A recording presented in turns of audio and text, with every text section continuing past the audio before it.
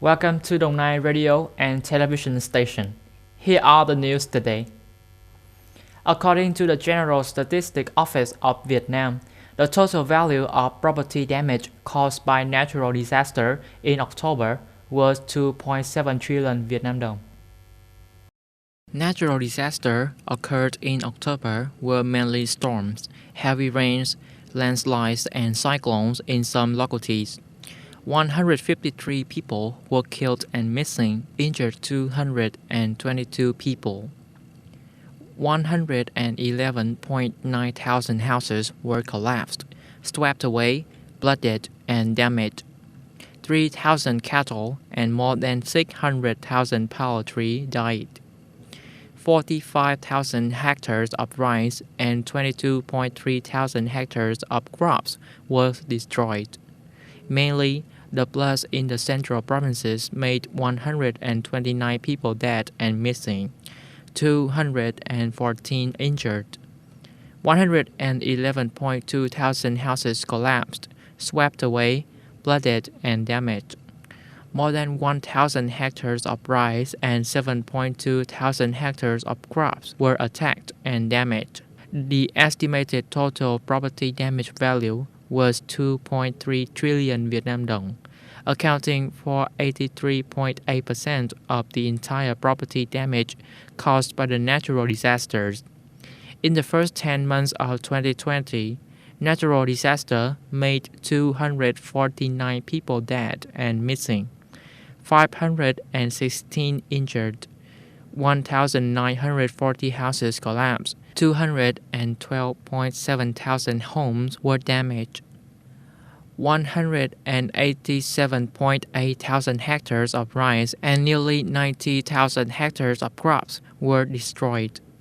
Total property damage was estimated at 10.1 trillion Vietnam dong, of which damage caused by storms and flood was 3.5 trillion Vietnam dong.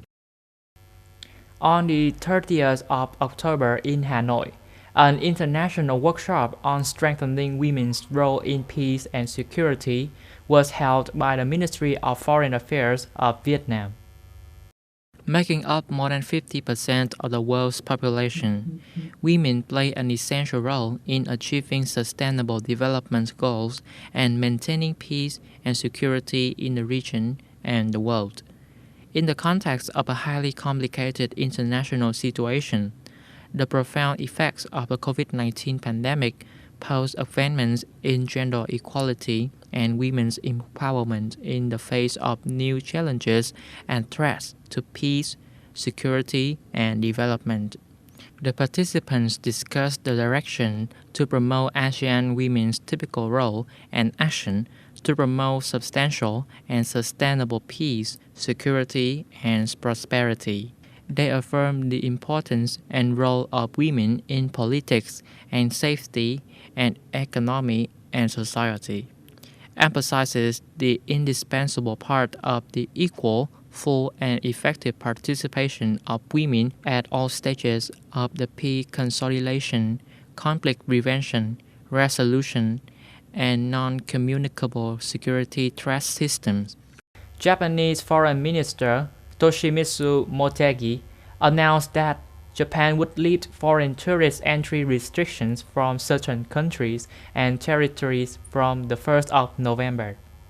The list of countries that Japan has lifted the ban includes Australia, Brunei, South Korea, New Zealand, Singapore, Thailand, China, Taiwan, and Vietnam, since the countries have controlled COVID-19.